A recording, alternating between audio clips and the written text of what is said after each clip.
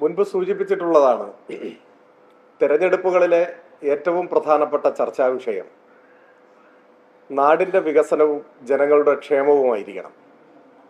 മറ്റു വിഷയങ്ങളെല്ലാം അതിനുശേഷമാണ് വരിക. കേരളം പോലെ ഒരു സമൂഹത്തിൽ സ്വാഭാവികമായും മതനിരപേക്ഷതയ്ക്ക് ഭംഗം വരാതെ സമൂഹം മുന്നോട്ട് പോകേണ്ടതിൻ്റെ അനിവാര്യത, അത്തരം കാര്യങ്ങളെല്ലാം തെരഞ്ഞെടുപ്പിൽ സജീവമായ ചർച്ചയ്ക്ക് വിഷയമാവും, സ്വാഭാവികമാണ്.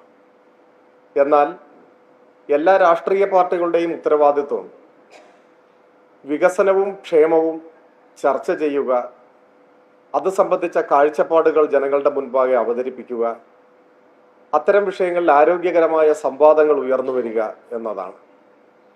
എന്നാൽ തുടക്കം മുതൽ തന്നെ വിവാദങ്ങളിൽ, വിവാദ കോലാഹലങ്ങളിൽ തെരഞ്ഞെടുപ്പിനെ മുക്കാനാണ് ഞങ്ങളെ എതിർക്കുന്നവർ നിരന്തരം ശ്രമിച്ചുകൊണ്ടേയിരുന്നത്.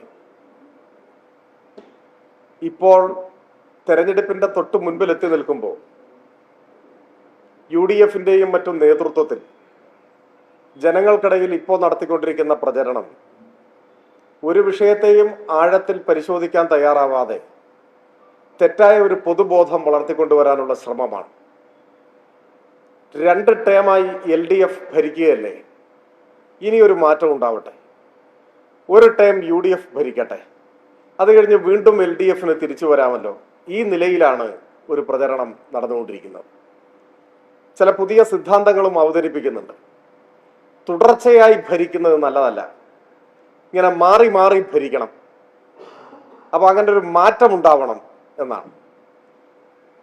കോൺഗ്രസും BJPയും ഈ പ്രചരണമാണ് ഏറ്റെടുത്ത് നടന്നത്.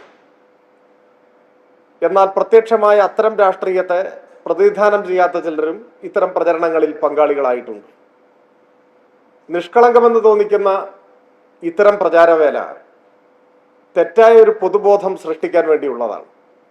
നമ്മുടെ രാജ്യത്തിന്റെ പൊതുസ്ഥിതിയുമായി ബന്ധപ്പെടുത്തി പരിശോധിച്ചാൽ നിലവിൽ കേരളത്തിൽ LDF സർക്കാർ ഭരണരംഗത്ത് ഭരണത്തിൽ ഉണ്ടായിരുന്നു എന്നതുകൊണ്ട് മാത്രം നമ്മുടെ നാട്ടിലുണ്ടായ മാറ്റങ്ങളും മികവും വളർച്ചയും കാണാൻ സാധിക്കും.